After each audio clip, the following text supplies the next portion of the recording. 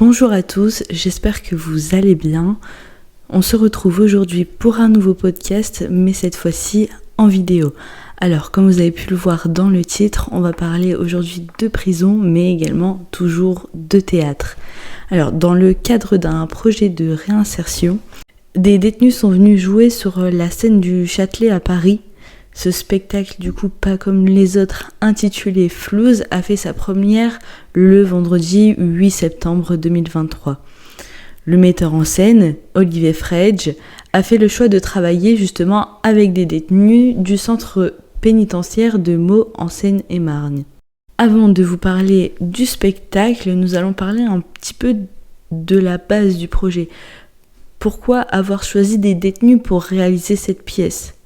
Donc c'est ce que va répondre Olivier Frege, le metteur en scène. Donc il est metteur en scène de la compagnie Le Paradoxe Palace, dit un espace de recherche où la création est le résultat de la rencontre entre l'intuition, l'art et le monde. C'est aussi faire dialoguer ceux qui n'auraient sans doute jamais été amenés à se rencontrer. C'est là où se trouve le vrai paradoxe entre la création artistique et le geste culturel dans des contextes d'insertion et de thérapie. Leur but, c'est de réunir en un projet théâtral et musical des artistes et également du coup des valeurs ajoutées au passage par des lieux fondamentaux de la société et par ceux qui y vivent, par exemple comme à l'hôpital, à l'école, la prison. Flouze, c'est donc le deuxième volet du triptyque de Paradoxe Palace mené avec des personnes qui sont détenues. Je vais vous lire la note d'intention d'Olivier Frege pour en comprendre un peu plus. D'où vient l'argent, le pognon, le blé, la thune, le flouze ? Quelle est cette machine qui semble régir notre société ? C'est au non-productif et aux satellites du cirque financier que nous avons fait appel pour écrire cette pièce. Le flot continu de la musique minimaliste à la festivité de l'électro, l'addiction et le jeu qu'implique l'argent. Les portées acrobatiques incarneront l'interdépendance qu'ils génèrent entre les groupes et les individus. La scène partagera allégrément les expériences uniques de l'argent de la capsule sociétale Paradoxe Palace. Donc je vous mettrai dans la bio un lien avec le teaser tout simplement de cette belle découverte. Flouze, c'est le nom un tantinet réducteur mais également accrocheur d'une expérience artistique, sociale mais qui est poétique à la fois. Le premier volet a été Watch, qui avait été du coup présenté la saison dernière. Flouze qui tient l'affiche cette année et l'an prochain ce sera Match avec bien sûr une référence aux Jeux Olympiques. Flouze est donc un spectacle atypique sur le thème de l'argent dans la société contemporaine. Les décors du spectacle ont la particularité d'être créés en étroite collaboration avec des classes de CE1, avec des personnes âgées également et des personnes sans abri qui ont été accueillies par le SAMU social. Leurs témoignages sont mis en valeur par un vaste programme musical qui a été soigneusement conçu par la pianiste et conceptrice musicale Shani Diluca. L'argent, objet de toutes les interrogations, c'est ce qui est au centre du débat de Flouze, au cœur des questions d'exclusion et de réclusion. Le spectacle invite sur scène, aux côtés des comédiens, musiciens et acrobates professionnels, ceux qu'on laisse trop souvent à la marge et dont l'expérience de la vie et la manière dont ils en parlent nous interpellent et nous bouleversent.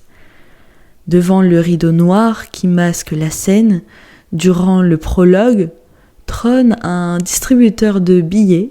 Avec le rideau noir qui se lève, se révèle le décor, celui de l'intérieur de cette machine à argent, des structures métalliques de hauteurs différentes et de longs tubes blancs aux flexibles fonctions multiples. Le spectacle déroule ses thématiques, la santé, la religion, les riches, la Manche, les impôts et bien d'autres sujets.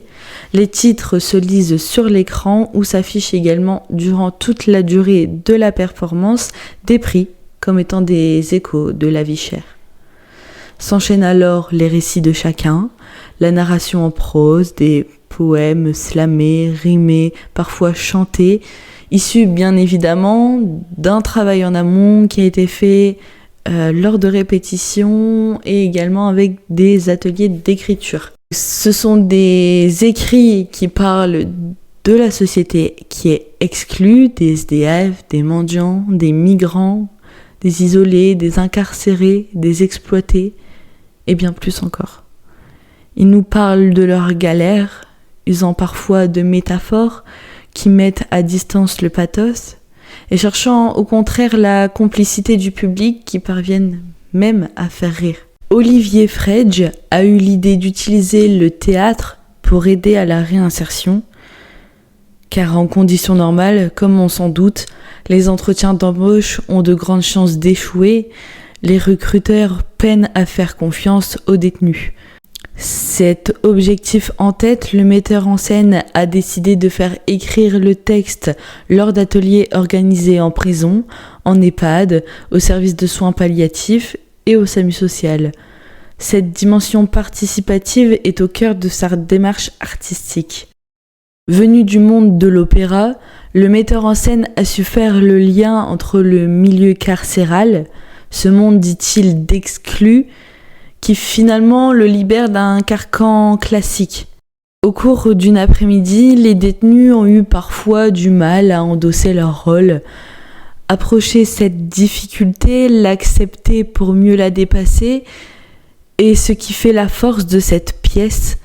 D'ailleurs, si la réinsertion fonctionne, c'est peut-être parce que sur scène, les employeurs apercevront des hommes qui essayent d'être autre chose qu'eux-mêmes et à qui ils peuvent donner une chance, un futur différent de ce qu'ils avaient décidé. J'ai retrouvé des écrits qui ont été réalisés justement pour Flouze. Donc là, c'est les idées pour de nouvelles taxes qui ont été écrites par les alphabètes de l'atelier d'écriture du SAMU social. Donc, je vous lis ça. Taxer les papiers d'identité pour financer les titres de séjour. Taxer les fleurs sauvages pour financer les épines. Taxer les gens qui emploient des expressions énervantes pour financer les gifles.